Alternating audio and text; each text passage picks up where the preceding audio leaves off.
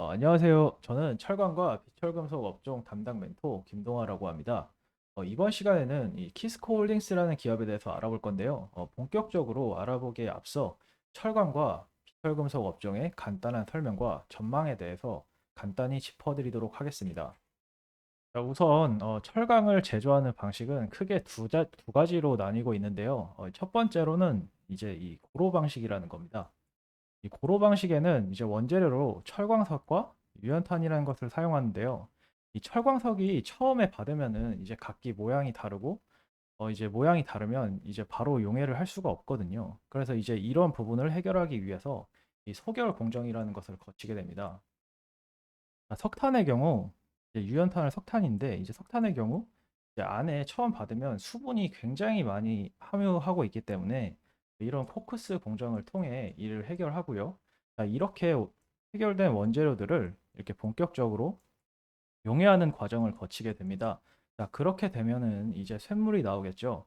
이제 쇳물이 나오면 여기 이제 정해진 틀에 이제 넣고 굳히게 되는데, 그렇게 되면 이제 1차 가공품인 빌렛과 슬래브라는 것을 이제 얻게 됩니다. 자, 이제 빌렛으로는 선제 아변을 거쳐 이렇게 선제를 생산하고요. 슬라브는 후편 아변을 거쳐 판을 생산하게 됩니다. 열간 아변은 열연 코일을 거치게 되고, 추가적으로 냉간 아변을 거치게 되면 이제 냉연 코일이라는 게 만들어집니다. 자, 우선 이 선제 같은 경우에는 이제 뭐 철사를 만든다든지 이제 볼트나 뭐 이런 엘리베이터 와이어 로프를 만들고 있고요. 이제 후판의 경우 이제 조선에 들어가는 후판, 그리고 이제 고층 건물을 만들 때 이제 건축 자재로 사용되기도 합니다.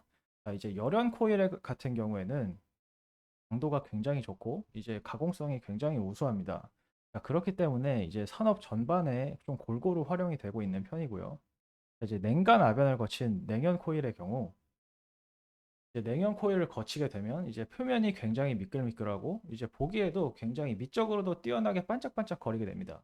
자, 그렇기 때문에 이제 고급 가전 제품이나 자동차 외형에 주로 사용이 되고 있는 편이고요. 자, 이렇게 고로 방식으로 생산된 거는 이제 굉장히 품질이 뛰어납니다. 그래서 마진율도 높고 이게 이 이런 고로 제철소를 설립하는 게 비용이 정말 막대하게 들어가거든요. 그래서 이제 진입 장벽도 굉장히 높고 이제 대체재가 없기 때문에 이렇게 원재료 값이 상승을 하더라도 이제 고객사에 그냥 가격을 편하게 이전시키는 뭐 그런 형태의 산업을 지금 특성을 띠고 있다라고 보시면 되겠습니다. 자, 다음으로는 자, 이제 전기로 방식인데요. 자, 이제 전기로 방식의 경우에는 이제 주 원료로 철 스크랩이라는 걸 사용을 하게 됩니다. 이 철 스크랩은 이제 말 그대로 이제 건물을 폭파하거나 자, 이제 차를 폐차하거나 나올 때 발생하는 그런 고철들을 얘기를 하는데요. 자, 이렇게 그런 고철들을 모아서 이렇게 용해를 시키고 1차 가공품인 이제 빌렛과 이제 블룸이라는 것을 만들게 됩니다.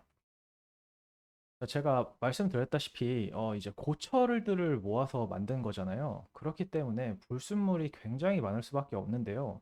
이제 불순물이 많다는 건 이제 표면이 이제 매끈하지 않고 이제 거칠거칠하고 이게 좀 품질이 좀 떨어진다고도 볼 수가 있습니다. 자, 그렇기 때문에 여기 보시는 이제 본강이나 현강, 철근 이런 대형 현강 같은 경우에는 이제 눈에 보이지 않는 건축 자재로 주로 공급이 되고 있습니다. 자, 그렇다면 왜 제가 이러한 과정들을 설명을 드렸을까요? 그 이유는 보시다시피 정말 철강 제품은 정말 다양하기 때문입니다.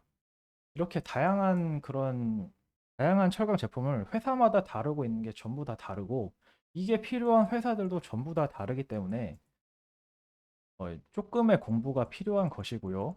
그 다음에는 이제 특히 이제 이철금속 같은 경우에는 이제 들어가는 원재료들이 모두 다 다릅니다. 자, 그렇기 때문에 이렇게 살짝 공부를 해야 앞에 내용이 이해가 되실 것이고요. 이게 제가 이 과정을 설명드린 이유입니다. 자, 우선 제조 과정에 대해 간단히 살펴보았으니 이제 철강 시장의 뭐 업종의 시장 상황 같은 걸 좀 파악을 해봐야겠죠. 정말 우선 편하게 철강의 이런 단기적인 수요 측면에서 한번 살펴보도록 하겠습니다. 자, 이제 살펴보시면 인플레이션 감축법인데요. 아시는 분들은 아시겠지만 제가 간단히 읊어드리면 2030년까지 온실가스 40%를 감축을 하기 위해서 3,750억 달러, 약 479조 원을 투자를 한다는 내용입니다. 자, 투자 내용으로 이제 풍력, 태양광에 300억 달러를 제공을 하고 이 친환경 에너지 발전에 세액을 공제를 하게 되고 전기차 구매 시 뭐 이렇게 세금을 좀 공제해 준다 뭐 요런 내용이죠. 요걸 보시면은 전부 다 철강의 수요를 어떻게 보면 증가를 시킬 수 있는 요인이다라고 판단을 해볼 수가 있습니다. 자, 풍력의 경우 역시 이런 철강의 수요가 좀 많이 필요한 편이고요. 전기차의 경우는 당연히 뭐 말할 것도 없죠. 자, 그럼 다음으로 이제 우크라이나 이 전쟁 상황에 대해서 좀 살펴보겠습니다. 자, 사진이 굉장히 좀 처참한데, 자, 어쨌든 간에 우크라이나 전쟁은 결국에 끝이 날 것입니다. 자, 지금 이 사진만 보고 판단하기에는 피해가 어느 정도인지 가늠이 잘 안 되실 텐데, 지금 사실 우크라이나 대부분의 지역이 뭐 요런 상황이다라고 확인이 되실 거예요. 검색을 좀 하신다면. 자, 이러한 상황이기 때문에 당연히 이런 철강 수요가 장기적으로는 증가할 수밖에 없겠죠. 자, 하다못해 요즘 또 전쟁이 터졌습니다. 자, 중동 지역에서 또 지금 전쟁이 터졌는데요. 이런 부분이 이제 또 뭐 이란이 참전해서 뭐 확전까지 이어질지는 모르겠지만 어쨌든 우리는 철강에 대해서 지금 공부를 하기 때문에 자, 이런 측면은 장기적으로 철강의 수요를 그냥 직관적으로 데이터 없이 그냥 직관적으로 정말 수요가 꾸준히 증가할 수 있다 이렇게 판단을 해볼 수가 있겠습니다. 자, 하지만 단기적인 흐름은 어떨까요? 코로나 회복 시기인 2020년에서 2022년, 21년까지는 이제 철강을 비롯한 주요 이런 비철금속의 가격들이 굉장히 이렇게 높았었는데요. 근데 지금 와서는 이제 좀 가격이 좀 안정을 찾았다라고도 볼 수가 있겠습니다.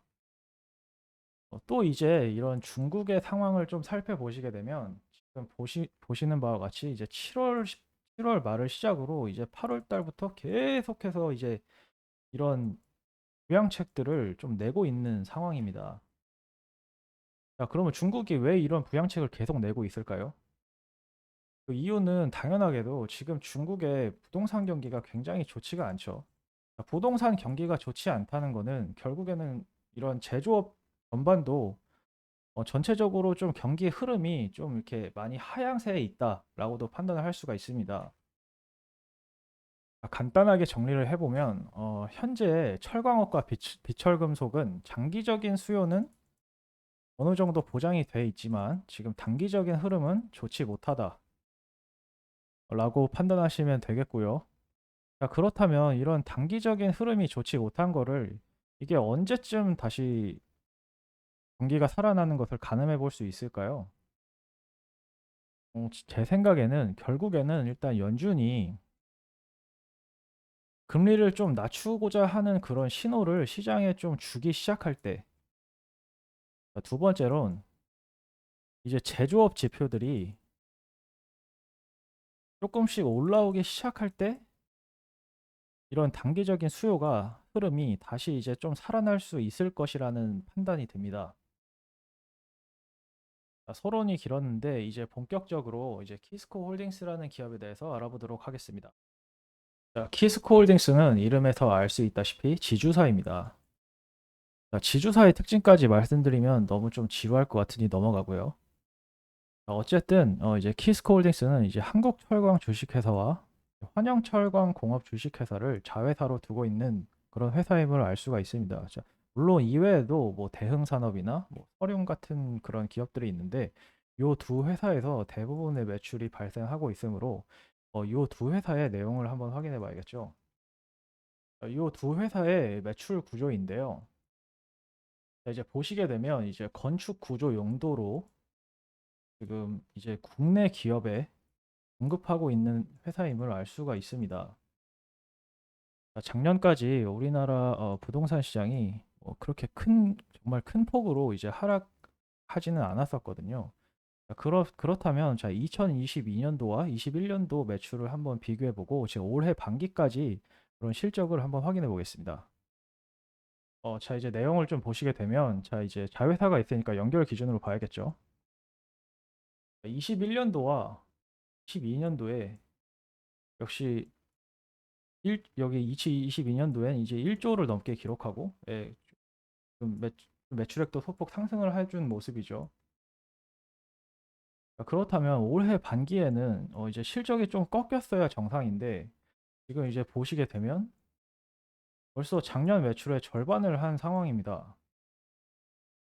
이거는 지금 시장이 좋지 못함에도 이제 굉장히 그 원가 관리를 잘하고 있고 이제 수익성이 좀 뛰어난 회사이다라고 판단을 해볼 수가 있는 대목이죠. 자, 결론적으로는 올해의 하반기 실적을 좀 확인을 해봐야겠지만, 만약 2022년도의 실적을 뛰어넘거나 이제 비슷한 그런 실적만이라도 유지를 해준다면 굉장히 이제 사업성이 뛰어나다고 볼 수 있겠습니다. 자, 이것으로 키스코 홀딩스의 종목 분석을 마치도록 하겠습니다. 감사합니다.